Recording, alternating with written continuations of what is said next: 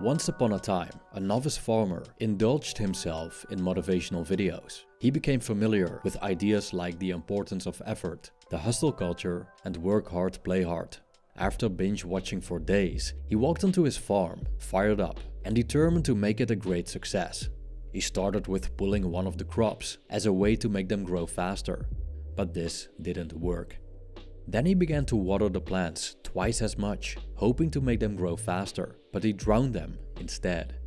After trying to force his success, the farmer realized no matter how much effort he puts in, acting in opposition to nature is counterproductive. Despite humanity's technological developments and will to progress, we're still utterly dependent on nature. Human effort has its limitations and is always in conjunction with nature. We cannot grow a plant, for example, completely isolated from natural growth, even though we can influence and manipulate it. The reputed author of the Tao Te Ching, Lao Tzu, stated that the world governs itself. It doesn't need our intervention. As Lao Tzu wrote, "When you arrive at non-action, nothing will be left undone." End quote. This idea resembles the basic understanding of the paradoxical concept Wu Wei. But when we look for a definition of Wu Wei, we quickly discover that there isn't one fixed meaning. Some translate Wu Wei as non-action or doing nothing, others as actionless action, and others as effortless action. We find out that Taoism offers several layers, if you will, regarding how Wu Wei can enhance our relationship with the world, and how this ancient art of letting things happen doesn't necessarily make us passive, ignorant bystanders, but can actually improve how we act, leading to better outcomes. This video serves as a humble attempt to make the depth of this philosophical idea clear and practical.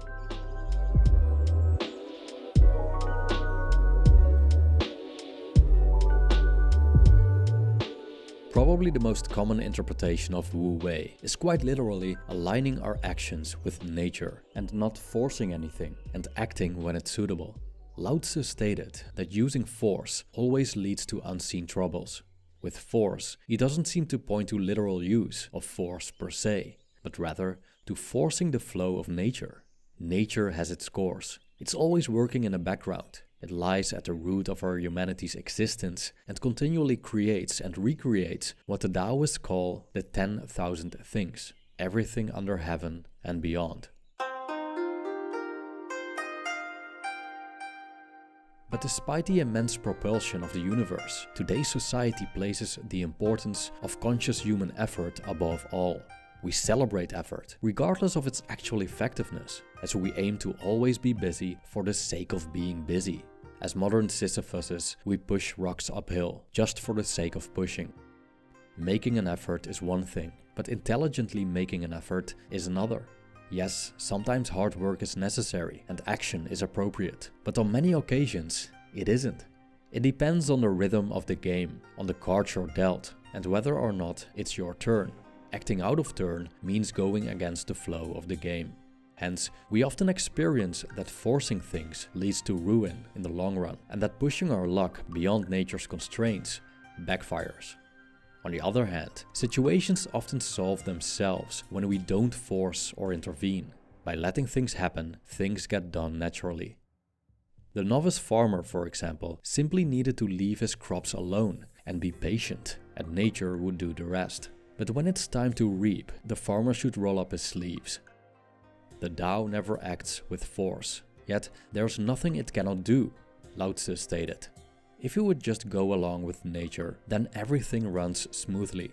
The farmer's task is to sow the seeds. The seed's task is to grow into crops, and then the farmer's task is to reap the harvests when they're ready. This is how nature works optimally. Lao Tzu believed that the world cannot be governed, as the world governs itself. It's entirely out of control. Trying to control it is always a losing battle, and spending our lives fighting against nature is a waste of time, no matter how much people celebrate us for engaging in such heroic endeavor. Instead of spending our life energy trying to control, govern, and change the natural course of things, we're better off accepting what is and navigating through it like water flowing through a rocky surface towards the ocean. I quote, "Some are meant to lead, and others are meant to follow. Some must always train, and others have an easy time. Some are naturally big and strong, and others will always be small. Some will be protected and nurtured, and others will meet with destruction.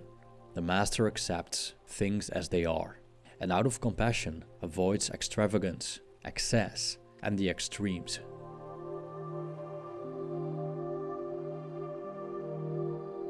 When we go deeper into the meaning of Wu Wei, it becomes even more intriguing. Let's assume its most accurate definition is effortless action. As opposed to the conventional translations like non-action and doing nothing, it points to being active and on the move, even though the common denominator stands firm, namely letting things happen. With effortless action, we could say that we're not so much doing, but rather going. We embark on a river stream without considering where it brings us. We're setting sail into uncharted territory, but don't let the great unknown faze us. We swim along with the current, not against it, making our way smooth, devoid of stammers and hiccups. Swimming against the current takes effort, so does holding onto a rock. When we force things, problems arise. An example is going on a date. The person you're going to meet is interested in one thing only: getting to know you, the person you are at that moment. But many people over-prepare, over-analyze, and rehearse what they're going to say. And so the nerves come in, people overcompensate, are disingenuous, and come across as staged. Why is this the case? Most likely because we focus too much on the results. Zhuangzi talks about how different prospects can influence our actions and emotional states if we attach ourselves to them. A previous video named Win Without Trying explains this in more detail, using Zhuangzi's parable of the archer. In the context of a date, most of us want the date to become a success. We want the other person to like us. So there's pressure involved, there's a prize to be won, and if we don't get it, we feel miserable. And thus, what could have been a fun, joyful night out becomes a strenuous, forced, stressful event with lots of discursive thoughts and mental preparations in advance. We are standing in our own way, blocking the natural flow of the universe, which we cannot possibly control, no matter how much thought and planning we throw at it. But imagine that you enter a date utterly unprepared, without even seeing it coming. Now you are acting natural, and in the moment, and spontaneously, as you haven't had the opportunity to overthink. There has been no time for planning, plotting, analyzing, and all that remains is a pure you, present and one with the moment. And most people love that. So if we manage to let go of the results, we can act more effortlessly and responsively just for the act itself. If we go even deeper, we arrive at the ego and emptiness. Because of past experiences, social conditioning, or ideologies, we have molded ourselves into knowledgeable, cultured human beings that fit the context they're in. This context could be a religious community, a country, or a profession. We generally see this as a good thing, but there's a downside. And this downside has to do with the ego. The ego often distorts how we perceive the reality of the world. When we approach a situation, for example, a conversation with a spouse, the ego tends to fill in the unknown gaps with all kinds of prejudices, fantasies, and convictions. The larger the ego, the more it will dominate the situation, subsequently closing us off from what's truly going on. Therefore, people with strong convictions experience great difficulty seeing the world in another light, or outside the confines of their intellectual prison. Hence, Lao Tzu urges us to return to a more unprocessed state, which he calls the uncarved block. We could see the uncarved block as a person who is unencumbered by all kinds of intellectual baggage, so his vision of the world becomes clear. Dr. Wu Lin Chong, a Dutch philosopher and sinologist, explains her interpretation of Wu Wei in a Dutch book about Taoist philosophy, emphasizing the element of emptiness or openness.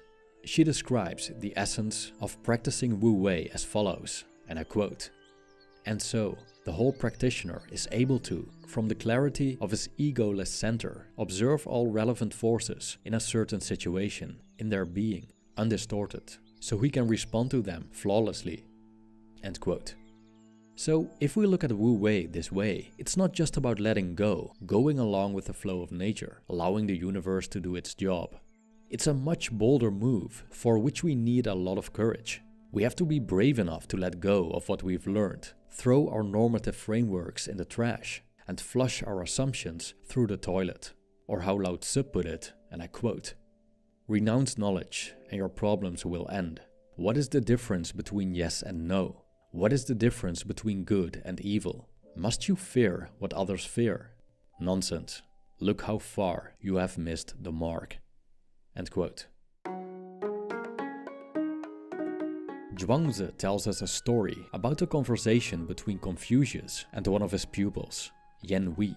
Yan Hui wanted to travel to the kingdom of Wei after he heard about its many problems and tyrannical ruler. So he planned to use his knowledge and wisdom to lecture the king of Wei and steer the kingdom into the right direction. Confucius persuaded Yan Hui not to do it, telling him that his plans were too ego-driven and wouldn't work. After all, no one is waiting for a know-it-all coming out of nowhere, telling you how to take care of your business, let alone a self-absorbed tyrant. But still, Confucius offered an alternative, which he called the fasting of the heart.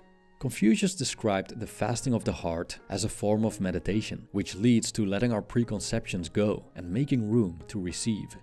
With an open and receptive attitude, Yan Hui would learn about Wei and its king, their customs and beliefs, the situation as it plays out, and eventually be much more capable of lending a helping hand.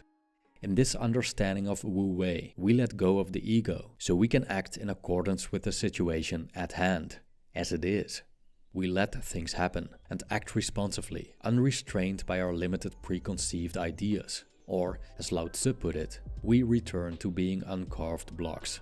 Chong stated, and I quote, "No matter if it's about politics, governance, diplomacy, or any other activity, what Zhuangzi calls Wu Wei is this ultimate receptive and responsive way of action, from a crystal clear openness in yourself, one with the breathing of the cosmos." Thank you for watching.